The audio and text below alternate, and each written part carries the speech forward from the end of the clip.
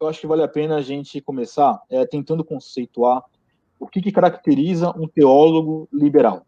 Tá? Então, nós estamos aí numa crescente, num movimento muito forte aí de pastores que são famosos nas mídias sociais, pedindo para que as Bíblias sejam atualizadas, para que o amor prevaleça, que a Bíblia não é bem isso que ela diz. Então, a gente está num período muito grave, porque, inclusive, nesse momento de Covid, a gente sabe que muitos desses salafrários da fé se aproveitam dessas fragilidades e desse momento para, de forma extremamente sorrateira, desonesta no seu argumento, enfiar uma teologia mentirosa na cabeça das pessoas. Enfim, o que caracteriza, então, Leclerc? Qual é a maior característica que a gente pode ter de um teólogo que é liberal? Qual é a marca registrada do teólogo liberal? Bacana. Boa pergunta, que é a pergunta que todo mundo faz, né? Assim, a teologia, nós já falamos sobre isso aqui várias vezes, né, Marco? Teologia é algo que se faz em qualquer área do conhecimento. Afinal de contas, fazer teologia é fazer a leitura de Deus, né?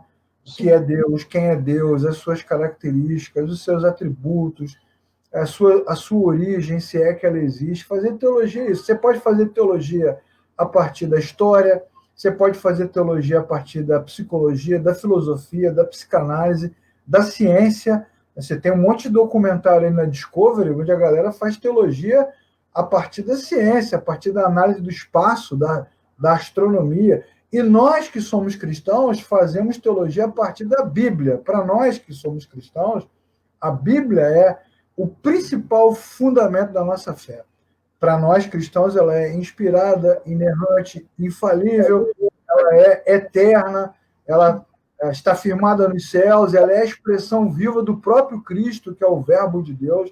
Essas são as características da Bíblia para nós, e tudo que a gente fala de Deus, pensa de Deus, ensina sobre Deus, reflete de Deus, a gente usa como base, fundamento, premissa, pressuposto as Escrituras. Bom, dito isso, fazer teologia de forma liberal é, num primeiro momento, em primeiro lugar, desconsiderar a Bíblia como base primária da teologia. Basicamente é isso. Então, todas as vezes que você ouve alguém colocando a Bíblia em xeque, questionando as fontes, os autores, as versões, as traduções, toda vez que alguém tenta dar à Bíblia um valor menor ou um valor igual às tradições rabínicas, à antropologia, à sociologia e a qualquer outro tipo de ciência, então isso é uma forma de fazer teologia a partir de um pensamento liberal. Porque de onde nasce a teologia liberal? Nasce do movimento iluminista, século XVII, XVIII, XIX já, né, pós-renascimento, onde a teologia e a fé cristã são desconsideradas da ciência, são retiradas do campo da ciência. Então, fé não é ciência. Se fé não é ciência, então você pode estudar teologia, se você quiser, como ciência, mas não pode fazer isso a partir da fé. Então, a Bíblia deixa de ser a base. Essa é a principal característica. Todo discurso, por mais que ele seja bonito, que tenha um viés social, né, que tenha assim, um caráter amoroso, de cuidado com as pessoas, preocupação com a contextualização. Tem muita coisa que eles dizem, né, Marco, que faz muito sentido.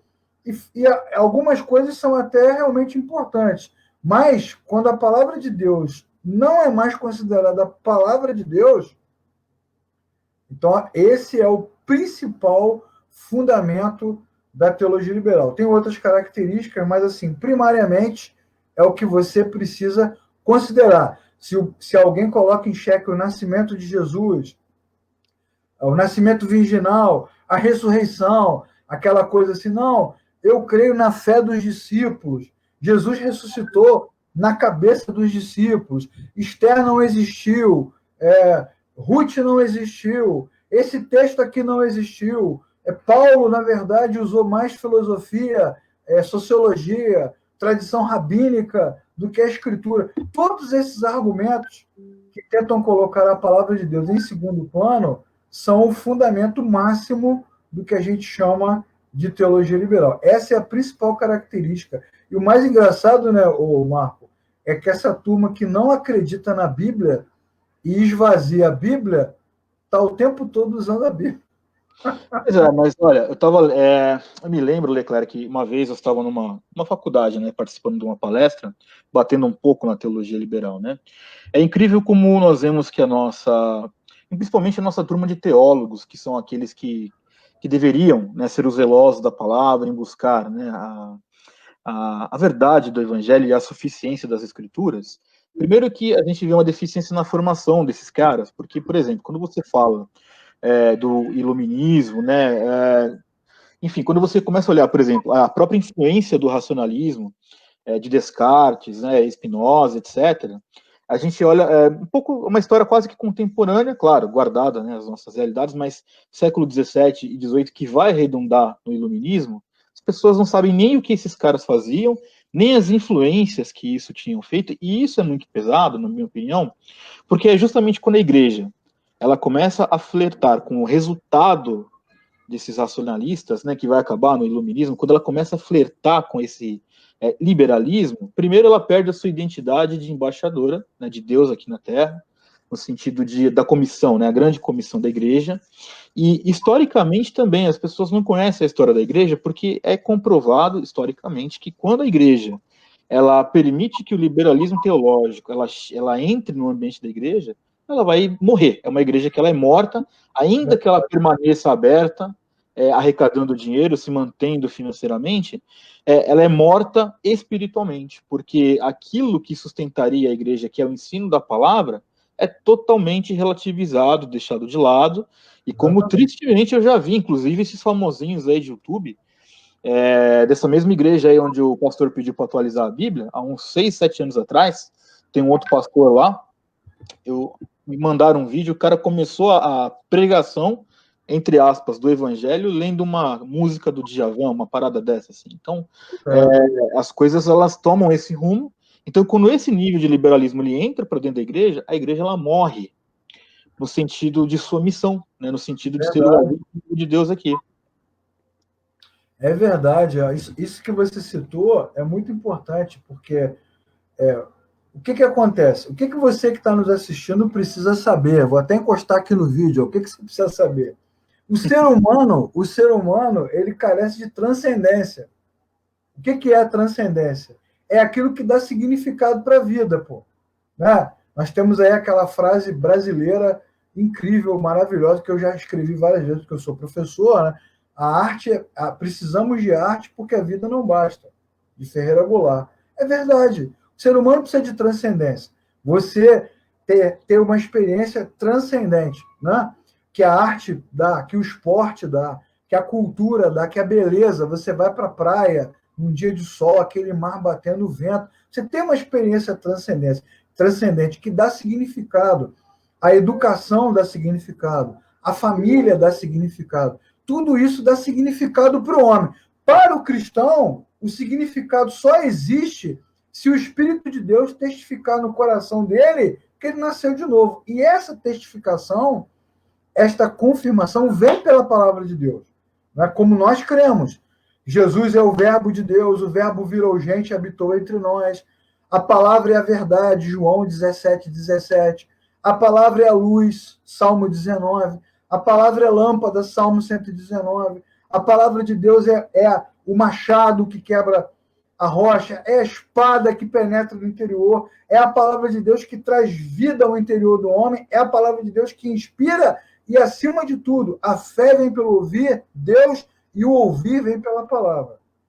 Bom, aí se você tira a palavra, Marco, se a palavra de Deus é mais... Você ouve qualquer coisa menos Deus. Aí você precisa do Djavan, você vai precisar do Portinari, você vai precisar da escola de samba, você vai precisar de uma causa social, né? Você vai precisar lutar a favor das minorias, você vai precisar lutar pela saúde, você precisa de alguma coisa que dê significado, porque se a palavra de Deus não tem mais sentido, se ela não é mais o fundamento, então o que acontece? Eu preciso te dar significado para você ir para casa se sentindo abençoado. Não é isso? Então você vai no culto e a palavra de Deus, eu estou aqui há meses dizendo para você que a obra não é inspirada, que o texto não existe, que esse texto foi acrescentado. Aí você vai murchando. Então, eu vou domingo cantar, né, Oceano, do Djavan, que é lindíssimo. Não é? Cara, olha, uma vez, o Leclerc, uma vez vieram aqui no inbox do Evangelho Negociável, né?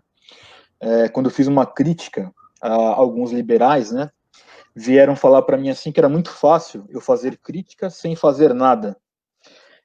Alguém que obviamente não conhece a minha vida, também não vou ficar tecendo meu currículo de boas ações aqui, porque é minha obrigação, mas esse é o modus operandi dos teólogos liberais, porque assim, em detrimento ou em justificativa de qualquer que seja a razão, por exemplo, uma causa social, eles estão dispostos sim a sacrificar o evangelho, a sacrificar a suficiência da palavra, e fazem isso sem o menor pudor, assim, não tem vergonha nenhuma na cara deles de fazer um negócio desse, né? Então, bom, aí, Leclerc, uma vez que nós conceituamos aqui o que é um teólogo liberal, que é aquele que relativiza as coisas, acho que vale a pena a gente colocar o que então seria um teólogo ortodoxo, ou o que seria uma teologia ortodoxa, que, na verdade, em resumo, claro que mais básico, é justamente o oposto dos liberais. Então, na visão que faço, obviamente que quando a gente fala de uma teologia sólida, né, nós falamos daquela teologia que mantém a sua fidelidade incondicional à Bíblia,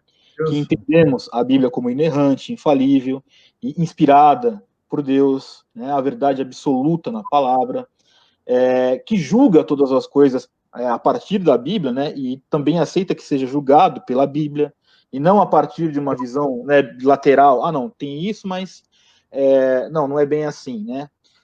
Talvez aquele que continue até hoje, né, no século que nós estamos aqui, parece que para muitas pessoas, você falar que você acredita na fé cristã histórica, na doutrina da Trindade, na encarnação de Cristo, nascimento virginal, o sacrifício expiatório, na ressurreição física de Jesus, parece que você é bitolado para esses caras. Verdade. E essas doutrinas, elas são básicas da fé cristã. Pois é. Eu queria até fazer um destaque na sua fala.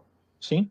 Que, na minha opinião, depois desse problema da Bíblia, né, que é o problema básico da teologia liberal, para quem está nos assistindo também poder identificar, a teologia liberal ela é também antropocêntrica, porque ela valoriza muito a questão do homem, né? Acredita no homem, no potencial do homem, que é bem do iluminismo mesmo, né? A sabedoria do homem, a inteligência. E a teologia ortodoxa ela é cristocêntrica.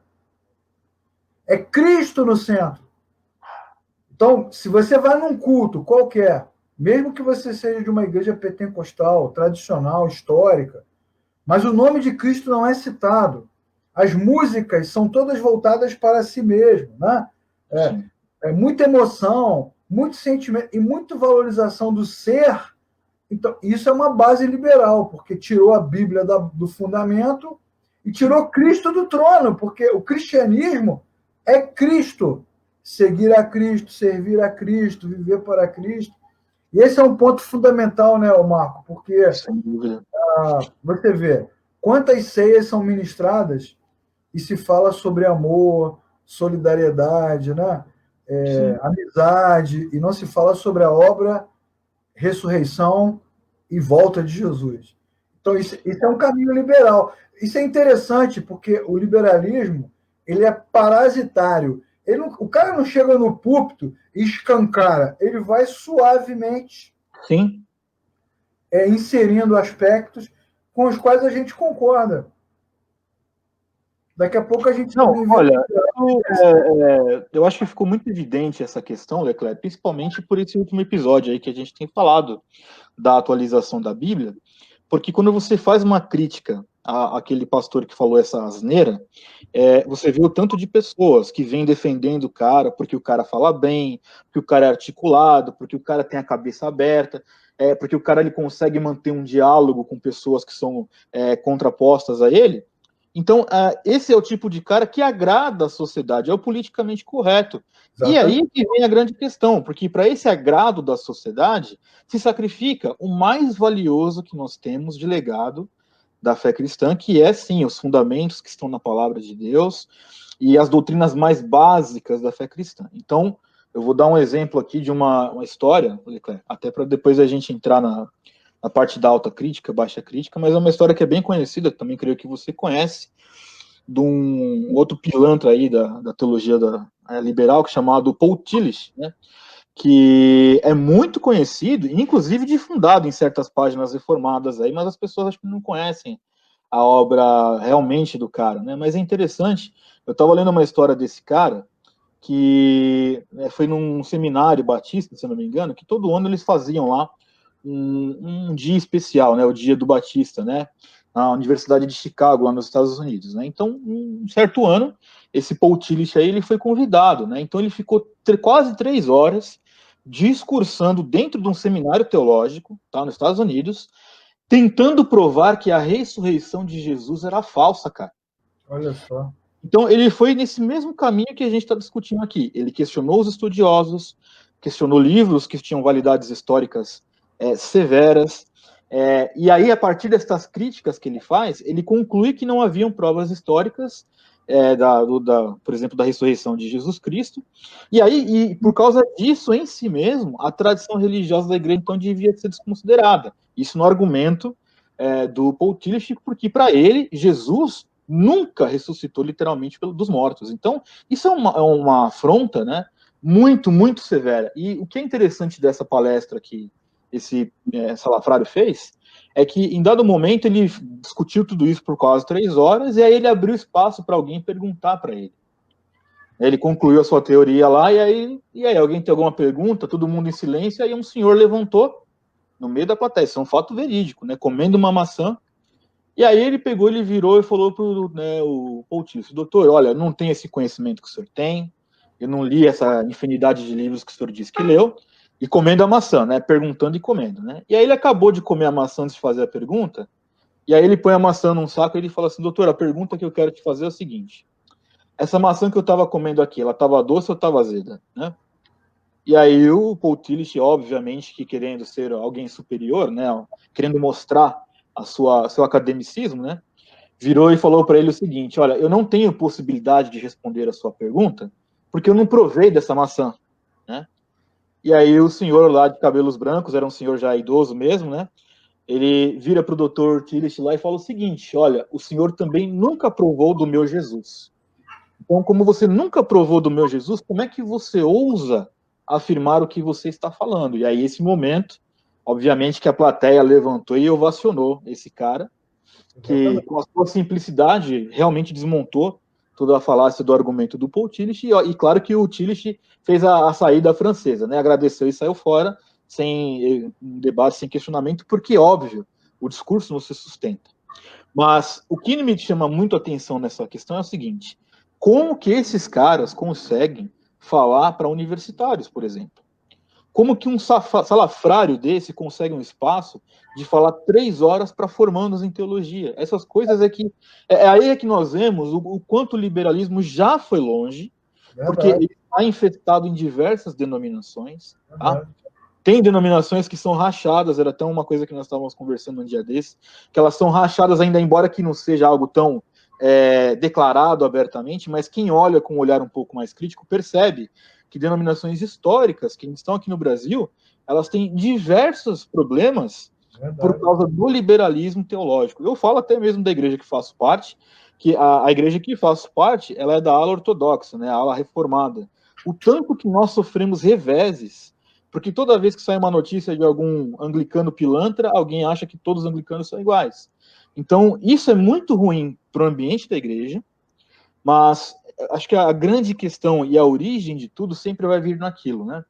Jesus, ele vem a esse mundo, a palavra nos garante isso, que ele vem, ele anuncia o que ele veio fazer. Naquela cruz do Calvário, ele nos reconcilia para com Deus, e esses caras dizem que isso não aconteceu. Assim, isso é o fim do mundo, né? Uma tragédia assim, sem precedentes, e que, como eu falei, por falta realmente do conhecimento, quer seja histórico, quer seja bíblico, o nível de acolhimento que esses caras conseguem encontrar é absurdo. Mas é porque o conhecimento, ele é sedutor, né, cara? O conhecimento, ele é sedutor, ele é atraente. Isso é uma coisa que a gente percebe na história, né? Todo mundo tem, assim, muita atração pelo conhecimento, e acaba que o Paul Tillich e tantos outros autores encontram corações dispostos a ouvir, porque tem muitas pessoas na igreja, nas comunidades de fé, que não nasceram de novo. Na verdade, assim, a gente está fazendo essa live aqui hoje, mas tudo isso que a gente fala só faz sentido para quem nasceu de novo. Pô. E o nosso Senhor Jesus, ele vai dizer que dentro da comunidade tem o trigo e tem o joio. Então, o camarada encontra, né, eco nesse espaço, nesse campo, nessa seara, para divulgar o seu conhecimento. Né? Tem um vídeo na Oficina da Palavra lá, do Russell Shedd, Dr. Russell Shedd, quando ele esteve aqui no Rio de Janeiro, eu estive com ele. Tem um vídeo onde ele fala e tem um vídeo onde a gente conversa, eu e ele, um debate, se você quiser assistir. Né? Muito legal, o Dr. Russell Shedd. E ele falando, quando eu estive na Europa, eu nunca tinha estudado no seminário liberal. Eu estive lá estudando com o Multman, com o Schaeffer. Ele não fala de coisas que ele deu. Ele esteve lá e ele perguntou, o senhor acredita na ressurreição de Jesus? E claro que eu acredito. Mas o senhor acredita que Jesus saiu mesmo da tumba? Se tivesse uma foto lá, nós veríamos o corpo de Jesus? E o Multman respondeu, não, isso é uma bobagem. Na verdade, Jesus ressuscitou na cabeça dos discípulos. Ele ensinava lá. Então, esse é um problema da teologia liberal que desmonta o conhecimento bíblico e desmonta a fé dos cristãos, né? Principalmente os que não nasceram de novo e os, como é que eu posso dizer? Os débeis, né? Os ingênuos, né? Os neófitos na fé, que muitas vezes sobem no púlpito para pregar ou estão ensinando, mas não têm conhecimento. Eu queria só fazer uma citação, Marco, no início da sua fala sobre cultura, porque uma coisa que se usa muito hoje no Brasil é a questão da cultura. Sim. Porque o evangelho, a igreja não dialoga com a cultura, a igreja não dialoga com as pessoas, a igreja não dialoga... Eu concordo que o evangelho no Brasil ficou anacrônico, eu tenho falado isso constantemente. Ficou mesmo, a igreja ficou ultrapassada, envelheceu, perdeu o fio da história. Essa é uma coisa. Outra coisa completamente diferente é você amoldar o evangelho à cultura. Então, eu queria indicar um livro aqui, das edições Vida Nova, Uma Teologia do Evangelho e Cultura, do Bruce Nichols. Todos vocês deveriam ler. Um livro da Vida Nova muito bom, Uma Teologia do Evangelho e da Cultura, onde ele fala exatamente isso, que o evangelho precisa dialogar com a cultura. Agora, dialoga de forma supracultural, porque o evangelho está acima da cultura. E o evangelho é juiz e redentor da cultura. Ele não se submete à cultura. Com relação à ressurreição, que você citou, também vale a pena você caçar lá na Oficina da Palavra, né, o vídeo do William Lane Craig, onde ele vai dar um show de apologética, mostrando historicamente, literariamente, provando, sustentando a fé cristã na ressurreição de Cristo. Então, o que a gente tem, Marco, é uma sedução pelo conhecimento e, ao mesmo tempo, o anacronismo religioso que a gente tem que falar, né, cara? Sim. Os pastores são despreparados, né? Os professores são despreparados, as lideranças são despreparadas. Até queria contar um caos aqui. Posso contar um caos? Pode, pô. Quando eu era coordenador do seminário que eu ajudei a plantar, aqui em Niterói, eu não estou mais lá, mas eu plantei o seminário, ficou uma vaga para dar aula de história da igreja. Aí tinha uma moça que era seminarista, hoje ela já é teóloga, já se formou, mas ela ainda estava estudando, uma boa obreira, uma menina boa obreira. Eu cheguei para ela e falei assim, fulana, você não gostaria de dar aula no seminário de história da igreja?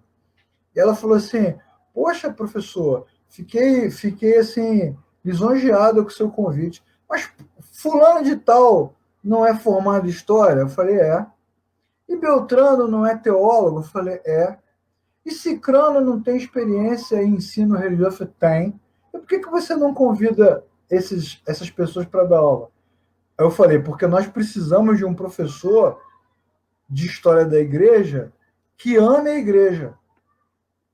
Porque para o cara dar aula de história da igreja, ficar metendo o pau na igreja, não adianta. Porque o seminário, ele precisa despertar vocacionados. E eu sei que você pode ter todas as limitações históricas, teológicas e com relação à experiência, mas uma coisa eu sei, você ama a igreja, você ama os seus irmãos, você tem devoção, tem vocação, ama o Senhor. Então isso já é meio caminho andado, porque quando você for estudar e ensinar, você vai fazer isso com temor.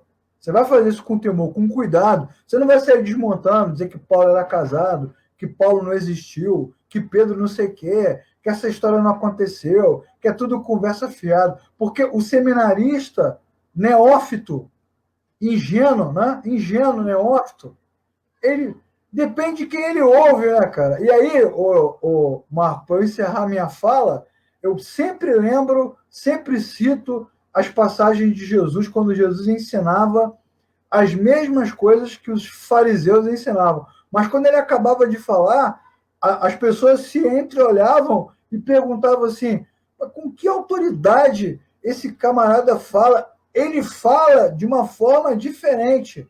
Sim. E os discípulos, no caminho de Emaús, também disseram isso. Por acaso não há no coração.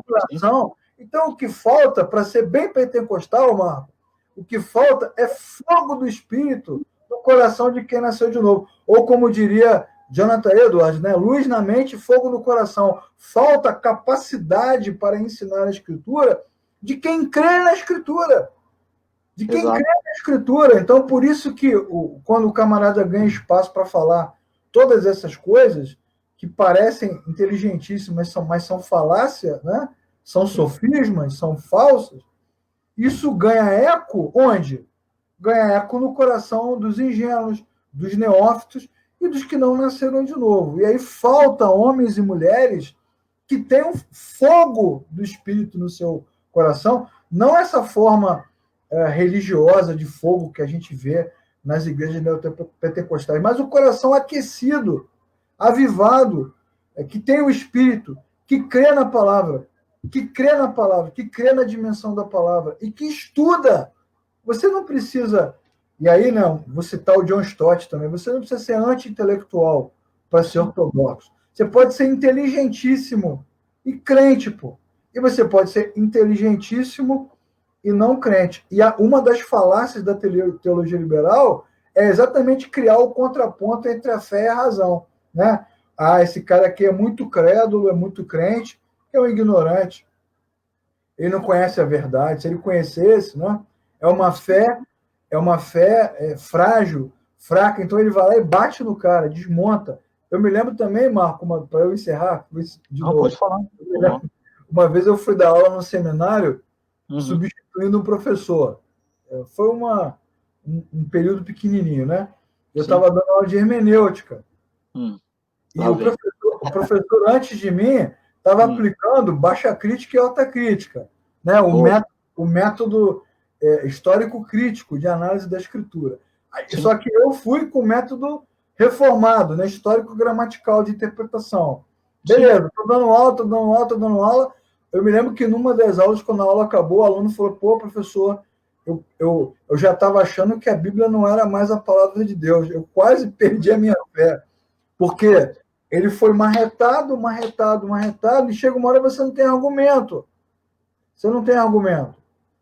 Mas, na verdade, se você for parar para pensar, essa realidade que você está partilhando aqui, eu sei de muitos casos, e também sei que você também sabe desses casos, de muitos que foram para o seminário e saíram descrentes do seminário. Verdade. Justamente por causa desse tipo de influência, onde o cara, a título de, vamos buscar o conhecimento, vamos abrir a nossa mente, vamos ler o que outros textos dizem, ele abre tanto a cabeça que o cérebro cai por fora, e o cara não tem mais crítica, e a fé dele é anulada, porque ele fala, não, a Bíblia, então, ela está errada, e aí, eu acho que vale a pena a gente mergulhar um pouco no que é, então, a baixa crítica e a alta crítica, inclusive, como esses salafrários da teologia liberal utilizam tanto a baixa crítica quanto a alta crítica para justificar, em eventual questionamento que acabem sofrendo, né, o porquê das suas declarações, o porquê dos seus posicionamentos. Então, é assim, no fim das contas, eu volto aqui já a uma frase que eu disse aqui na nossa live. A teologia, ela já está entranhada por demais, quer seja nos seminários, quer seja em denominações, e é por isso que esse tema ele é urgente, porque tem gente que já está flertando com isso sem perceber. Isso. Que divulga, como eu falei, eu já vi página, cara, reformada, divulgando textos aí do Paul Tillich, por exemplo. Pois é. O pessoal prega, é o que eu estou falando, o pessoal vai para o Google fazer pesquisa, depois vai pregar, vai dar aula na escola dominical, e vai citando os textos mesmo liberais, isso é normal. Sim, infelizmente é isso. Legal. Se alguém perguntasse para a gente, né, onde começou a teologia liberal, nós poderíamos dizer século XVII, século XVIII, século XIX, historicamente. Mas a Bíblia vai nos ensinar que a teologia liberal começou no Éden. Lá no Éden, quando a serpente diz para a mulher, né, certamente não morrerás. Deus sabe que se você comer do fruto, você vai ser igual a ele. Não foi bem isso que Deus quis dizer. Então, é exatamente o que está na alta crítica e na baixa crítica. Fizeram uma atualização, né, da palavra de Deus lá no Éden, né? Oi? Fizeram uma atualização do que Deus havia dito. Na hora, né? Tempo real. Não foi bem isso que Deus disse. Então, aquilo ali, né, que depois se repete em Mateus 4, está escrito, né, que se você... Isso é um movimento liberal, é você ressignificar o texto. Boa. Ressignificar o texto a partir de quê? Porque quando você faz a teologia tradicional, você lê a partir da fé, né? Mas quando você ressignifica, você vai ressignificar a partir de quê? Vai se ressignificar a partir da história, né? Vai ressignificar a partir das traduções, de outros comentários, né? Você quer aprender sobre teologia liberal, é só você assistir Discovery. O cara vai te falar que no tempo que Jesus sumiu, que é o tempo que a Bíblia não narra, da sua adolescência até os 33 anos lá, os caras vão dizer que Jesus foi aprender com os indianos, foi aprender com os hindus, foi aprender no Himalaia, foi estudar, né? Assim que os caras vão falando, que tem lá. Então, a baixa crítica e a alta crítica vão inserindo no texto bíblico, né? Não de uma forma lúdica, tão lúdica como faz a alegoria, né? O método alegórico é mais lúdico, é mais ingênuo, é mais fantasioso. O método crítico, ele é mais perspicaz, porque faz muito sentido.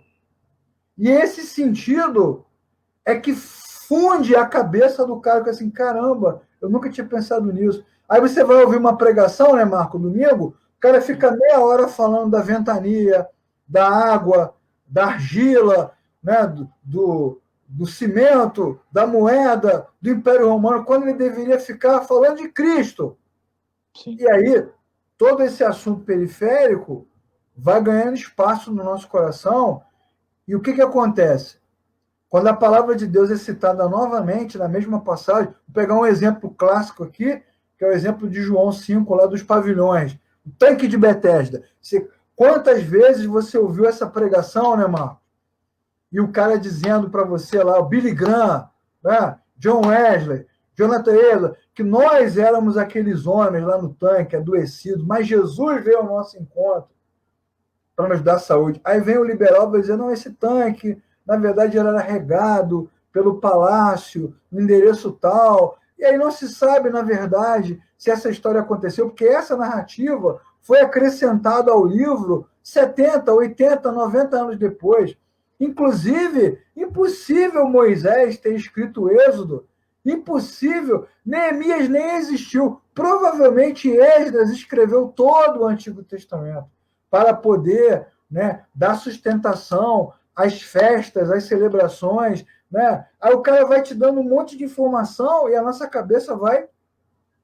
Né? Olha, assim, é trágico, mas é uma aberração, assim, não tão recente, Leclerc, mas que me deixa tão de cabelo em pé quanto foi quando esse senhor aí que pediu para atualizar a Bíblia, né?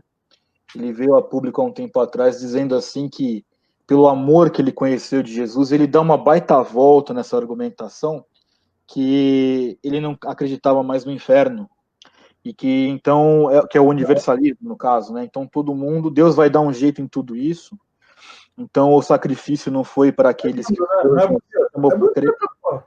Não, é lindo porque vai atender as pessoas que dizem assim, eu vou continuar vivendo como eu quero, e não tem problema, porque no fim das contas, Deus é amor, então o inferno não existe mais, Deus vai aniquilar, inclusive, o inferno, vai todo mundo para o céu.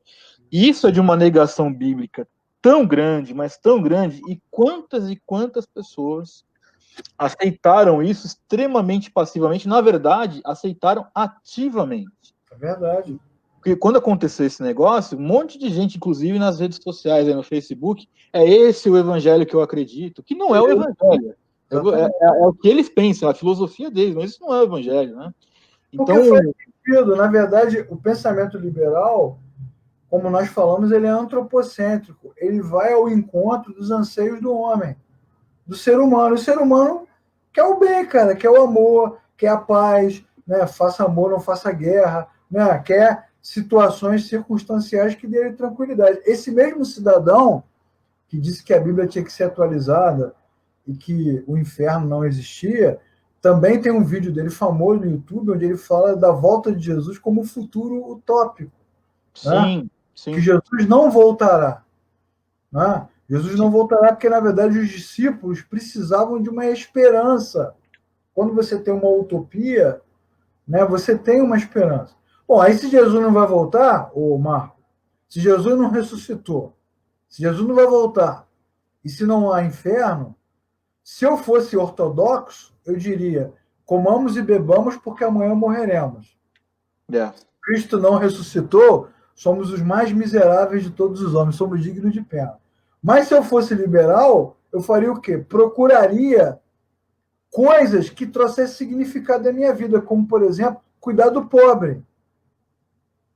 E é exatamente isso que dá origem à teologia da libertação, e tantos outros segmentos teológicos, porque você encontra significado para viver. E, né, eu acho que é importante a gente pontuar, né, Leclerc, que aqui quando você faz esse comentário, é claro que você não está demonizando a ajuda ao pobre, que não é esse o ponto. Mas a questão é a ajuda do pobre em detrimento do evangelho. É claro que a igreja tem que ter ação social, é óbvio. A social é cidadã, né, cara? Exato. Agora... É uma cidadania, é um dever do país, do Estado, de qualquer setor da sociedade, como a escola, a igreja, da gente aqui, ter cidadania. Agora, transformar a cidadania em evangelho, em reino de Deus, em obra de Deus, como faz algumas ramificações da missão integral ou da teologia da libertação, isso é uma grande falácia, porque aí o camarada vai lá, distribui cobertor no inverno, sopa, cuida de crianças, dá remédio, dá vacina, né? E aí fala assim, poxa, levamos Jesus. Você não levou Jesus, cara. Ninguém leva Jesus, é Jesus que leva a si mesmo. Ninguém leva Jesus para ninguém. Pois é. Jesus se faz revelar. E nesse meio, né, tem gente que abraça o capeta e fala que não, tô abraçado com o capeta porque é aqui que Jesus estaria mesmo e tal. E o cara romantiza, né, essas saídas que ele tem. Quando ele foge da Bíblia, que nem você falou, ele encontra uma causa que é ajudar os pobres, ou ele veste uma bandeira qualquer que seja, inclusive política, como a gente vê muito. Das minorias, né, os LGBTs, e aí tem uma seara muito grande de oportunidades que eles usam para relativizar a Bíblia, porque às vezes não são homens o suficiente para dizer, não acredito, mas não querem perder os beneficios que essa posição acaba dando a eles, igual a pessoas que nós conhecemos, que tem o salário aí de 20 mil reais por mês dentro da sua igreja. Esse ponto é legal. Por que esses caras não abrem as suas próprias igrejas? Não, cara. Por que não se reúnem e criam lá, né? Igreja Evangélica Progressiva, Igreja Evangélica da libertação marxista, iluminada, Igreja Evangélica, né? Liberal, Igreja Evangélica Liberal. Mas isso é um conceito tradicional, clássico também, né? A teologia liberal é parasitária. Sim. Essas pessoas, homens e mulheres, precisam das igrejas tradicionais para se manter e para disseminar o seu pensamento. Por que o cara vai dar aula no seminário se ele não crê na Bíblia, não crê em Deus? Verdade. É para disseminar. Então, além de parasitários, são também falsos profetas, dividindo a igreja, provocando dissensão, provocando desamor, esfriando a obra de Deus. O que também não é novidade, né, Marco? Não. Já escreveu sobre isso Tiago, Pedro, Judas, né? São nuvens sem água levadas pelo vento. Né? Vão de lugar em lugar com as suas falácias, com as suas heresias, minando o coração dos irmãos. Por que eles não abrem as suas próprias denominações? Igreja verdadeira, igreja evangélica verdadeira. Ok. Pronto. Mata no peito e sai levando. Nada. Não é. Larga não. É igual aquele cidadão que nós comentamos um dia, né? Que está dentro de uma igreja tradicional, ganhando aí acho que 15 mil, 20 mil por mês, né? Um baita salário, e atacando abertamente quem é contra o seu pensamento esquerdista, que tá implícito em tudo que ele coloca, né? Que essa é a base dele, ideológico, mas assim, ele exalta essas questões, mas não abre mão daquilo que ele mesmo critica, né? É o cúmulo da hipocrisia.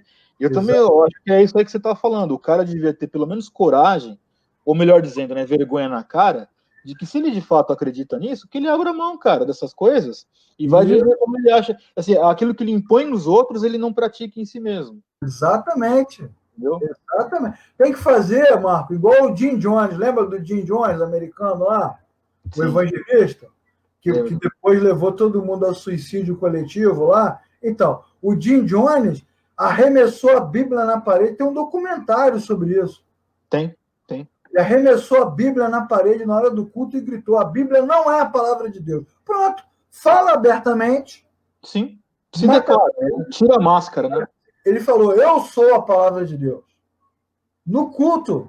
E aí, quem concorda fica, quem não concorda levanta. Vai embora, sim. Como você citou o nosso amigo aí, vovozinho da maçã, que colocou em xeque o teólogo, porque o cristianismo ele é transcendente.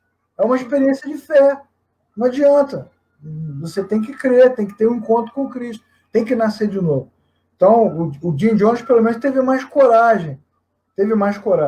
Agora, os caras não têm coragem e aí usam esse discurso, né? Baixa crítica, alta crítica, para parecer um negócio erudito, né? É bom sempre lembrar. E para seduzir, né? E usa para seduzir muitas pessoas. Poxa, nada, né? Verdade, né, cara? Sim. Leclerc, a gente tem ainda... Eu não sei nem por onde começa. Beleza. Leclerc, a gente tem ainda 15 minutos. Uma vez que a gente já falou das características dos teólogos liberais, da origem e de como eles atuam, né? Quais são as nossas recomendações aí finais para que a gente combata essa teologia mentirosa, para que a gente saiba identificar esses canalhas da fé, porque são canalhas, pilantras, não tem escrúpulos, não tem caráter. Falso evangelho, né? O que a gente pode deixar de recomendação para as pessoas que nos ouviram até agora, para que haja um alerta quando elas estiverem frente a frente a esses salafrados? Bom, eu vou começar citando aqui novamente, né, nosso mestre John Stott. Tem um livrinho do John Stott que todo mundo deveria ler, chamado Crer é Também Pensar. Né? Então, nesse livrinho, ele vai nos ensinar, né, que toda fé sem estudo, sem Bíblia, é fanatismo em ação. Boa. Toda razão sem a prática da fé é a paralisia da ação, a paralisia da igreja. Então, na verdade, também poderia citar os reformadores, né? O evangelho é orare et labutare, oração e trabalho.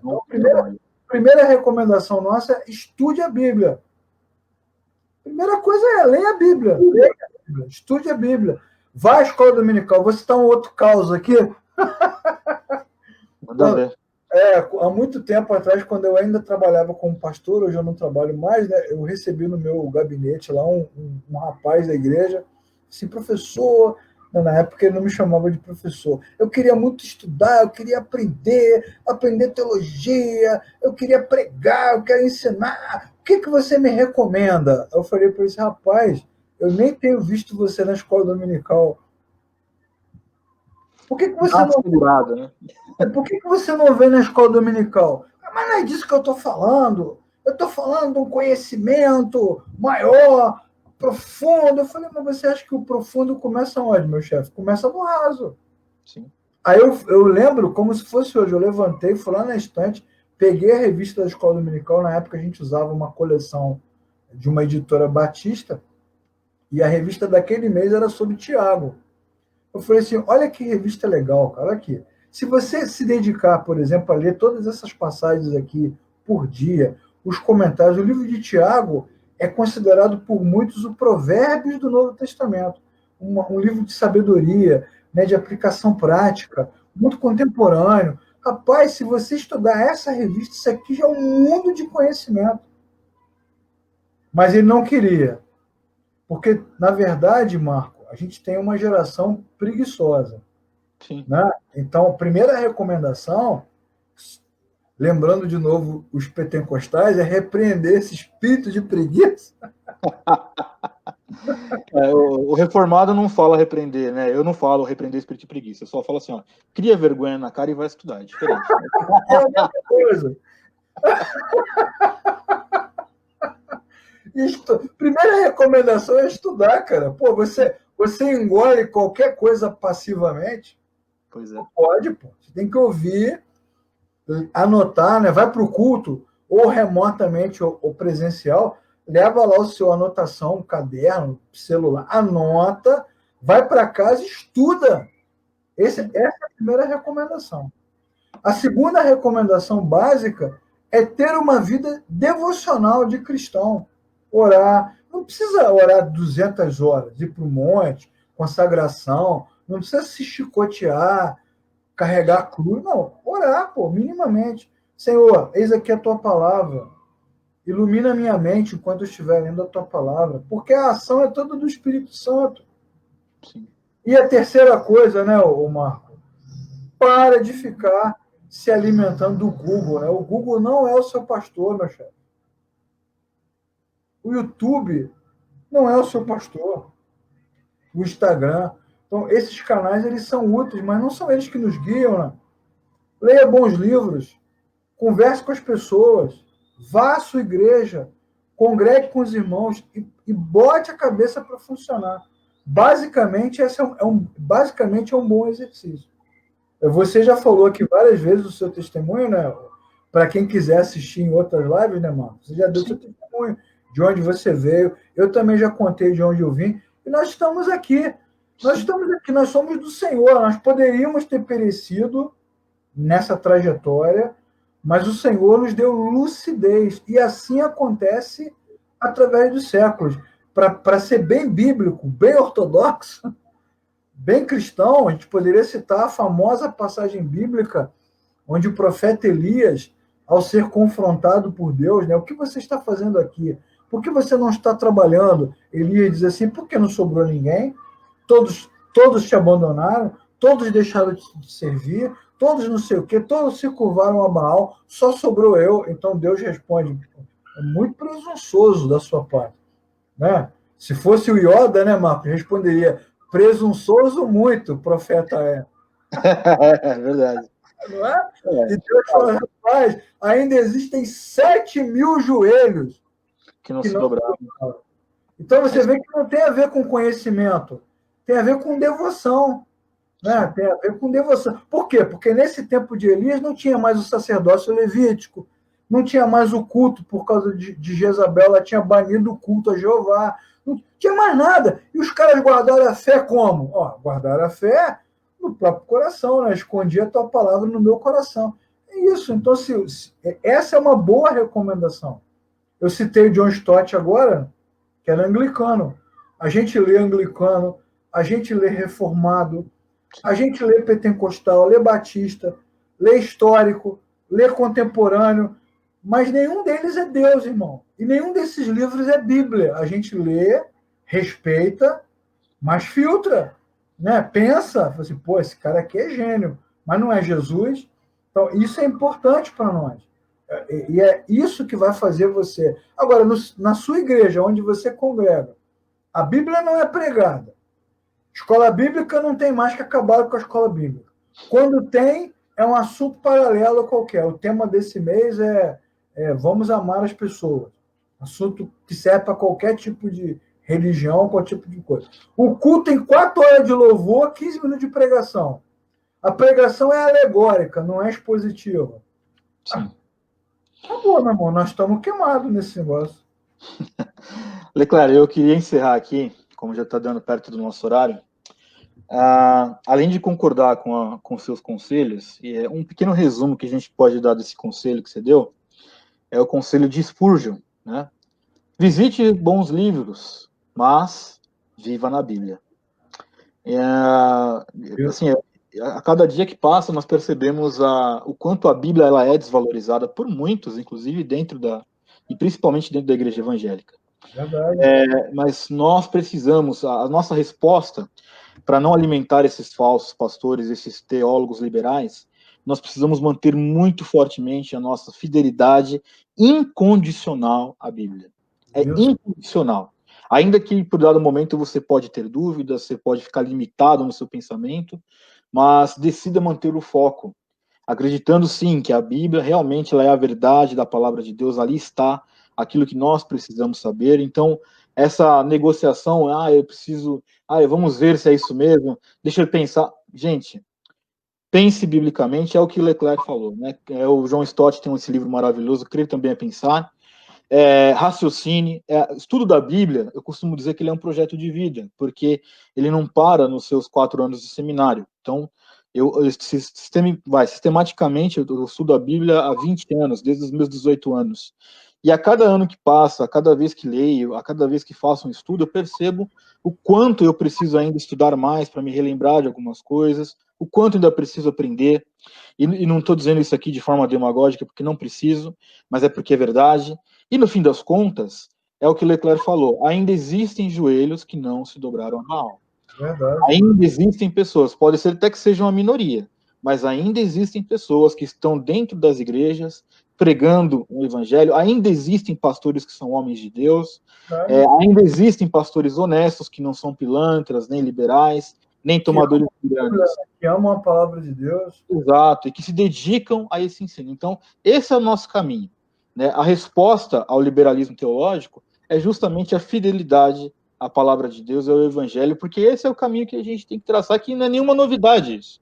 Inclusive, quando o Leclerc estava falando do caos lá do gabinete, Leclerc, eu tive aqui uma lembrança também dos meus anos de pastoreio, né? Acho que você tinha tido uma revelação. Não tem esse tipo de dom. Eu lembro que, olha, eu vou te falar assim, sem uma estimativa bem razoável, eu acho que 90% das vezes que eu atendi pessoas, né, no gabinete pastoral, a resposta ela era praticamente a mesma, né? Eu escutava o que a pessoa dizia, e aí eu dizia para ela o seguinte: você já orou? Você já leu a Bíblia? E nesses 90% a resposta era não, até pela cultura do povo, de dizer o seguinte, né? Tem algum problema, alguma dificuldade, só me resta orar agora. Como se a oração fosse a última alternativa, sendo que deveria ser a primeira. Então, as pessoas querem ainda, até hoje, tomar decisões de resolver grandes problemas sem orar e sem ler a Bíblia. Então, esse é o caminho que a gente tem que traçar. Orar, ler a Bíblia, meditar, estudar, digerir o texto, absorver aquele texto e se manter fiel ao texto que o Senhor Jesus, né, e Deus no Antigo Testamento já deixou para a gente, e o Senhor Jesus no Novo Testamento também. Você quer uma de hoje? Liberal de hoje? Vamos lá, manda ver. Então, no Twitter, um desses Twitterzinhos, você tem os Twitterzinhos, tem os pentecostalzinhos, tem os reformadinhos também, né? Todo mundo tem os descoladinhos, né? Os descoladinhos também. Liberaizinhos, né? Então, esses liberaizinhos do Twitterzinho divulgou hoje um Twitter, não vou citar o nome, né? Mas vou ler aqui a mensagem dele. Ele disse o seguinte: senhores, parem de decorar versículos. Não existem capítulos e versículos. Eles só foram colocados lá para ajudar. Não decore, entenda. Tá vendo? Viu? Aprendeu certinho, né? Só que não. Viu? Não decore. Olha só, aí você lê um negócio desse, ingenuamente, e, não é que o cara tem razão, que nos originais...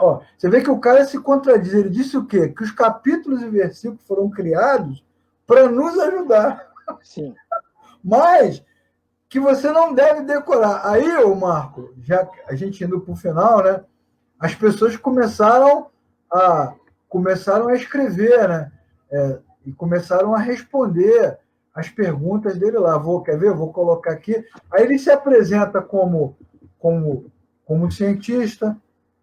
É sempre assim, como teólogo, como líder de não sei o que lá. Aí o pessoal começa a comentar, né? Qual o problema de memorizar? Alguém perguntou.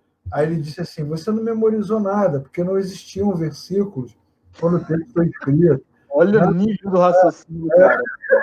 É verdade. Olha verdade.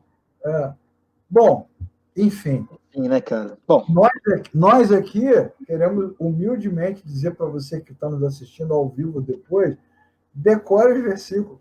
Sim, memorize a palavra. Escondi a tua palavra no meu coração para não pecar contra ti. É isso aí. Pelo amor de Deus, é o contrário. Quer dizer, o cara está te dizendo do alto de um palco de conhecimento que decorar a palavra é ruim. É ruim. É o contrário. Decorar a palavra é que vai proteger você. O conhecimento da verdade de Deus é que é coraça, é que é escudo. É o contrário. Aí o cara publica, tem respaldo científico, teológico, e aí vai pegando a galera. Isso é de hoje, não dei exemplo de ontem, de hoje. Fresquinho. Eu sigo todo mundo, Marco. Sigo direita, esquerda, liberal. Um dia, quem sabe, eu chego nessa maturidade sua de seguir esses idiotas. A gente tem que ver. Se eu não tivesse lido, eu não ia acreditar se me contasse. Não, mas é como as coisas chegam, né? É que me dá uma gastura quando eu vejo essas coisas. Eu tenho vontade de jogar o celular no chão. Aí eu fico preocupado. Aí o cara falou assim: qual o problema de memorizar? E ele respondeu: o problema é a arbitrariedade do versículo. Olha, ó. É arbitrário. Viu? O cara consegue dar uma volta violenta. Ele respondeu: a teologia é para adultos. Quem decora versículo é criança, é infantil. Tá vendo? Viu? Tá vendo? Então pronto. Então ele está ali bombardeando a galera, bombardeando. E aí, quando ele diz isso, faz até sentido alguma coisa, porque ele fala assim: não, porque você decora, mas você não entende o contexto. Tudo bem, ok. Mas, antes do entendimento do contexto, vem a fé. Claro. E a palavra de Deus é inspirada. O Espírito de Deus fala nela e através dela. É isso aí. Né? Então, quando o cara tirou o versículo da minha cabeça, como que eu vou conseguir entender o contexto? Se eu nem conheço o texto. Pois é. Então, fresquinho, né? Para a gente encerrar com chave de ouro. Boa. Pessoal, quero agradecer.